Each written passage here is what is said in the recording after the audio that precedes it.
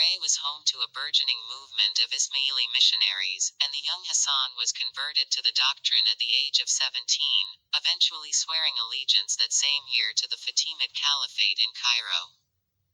It was in Cairo that Hassan studied in depth with leading missionaries and clerics of Ismailism, eventually earning a reputation as one of the most fervent and devoted disciples of the Ismaili creed. Accounts vary as to his journeys from the age of 17 until his return to Persia in 1081. Was he imprisoned? Persecuted? One account tells of Hassan's meetings with a group of heterodox Muslims in Syria, where he was trained in the principles of magic and sorcery.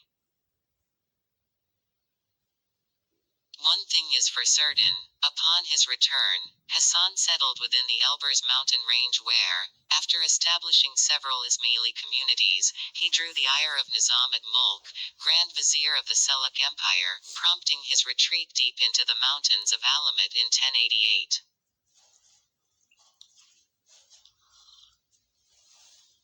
It was at Alamut in 1090 that Hassan formulated his grand strategy, to formulate a clandestine army and religious order of Idayan, in Arabic, literally, the men who accept death, devoted to the expansion of the Nizari Ismaili creed, structured in a hierarchical and initiatory structure.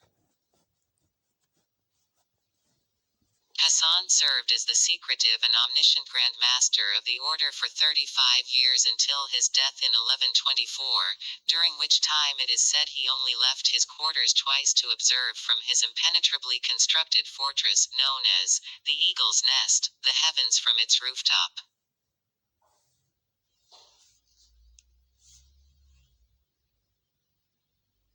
Below the Grand Master served several of his trusted chiefs and strategists known as the Grand Propagandists, charged with disseminating the Grand Master's orders. Beneath these, served the propagandists, who were charged with recruiting men from outlying villages into both the Nizari Ismaili creed and, should their devotion be loyal enough, the order itself. The Rafis are companions of the order, and finally, the Lasics, or adherents themselves.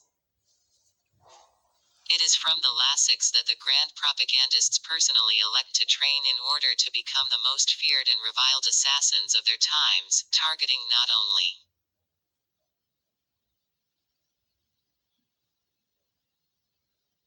rival Muslim sects, including the Sunni Seljuk Empire, who were all but decimated by Hassan and his order, who swore an oath to revenge the Grand Master's persecution, but also invading Christians and allies during the First Crusade. It is worth noting that there is strong evidence that the Hashishin made direct contact with the Knights Templar, of whom we will discuss in the following chapter.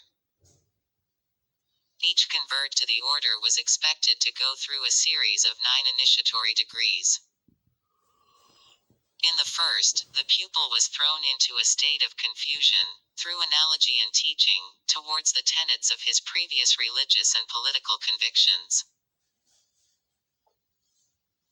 This is the source of the maxim, "Nothing is true, all is permitted," often attributed to Hassan. Although there is no documentation stating that Hassan uttered these words, its popularization is largely due to the writings of countercultural icon William S. Burroughs. At this point, the pupil was so disoriented by the dissection of his beliefs that he had no point but to submit to the blind obedience of his teacher.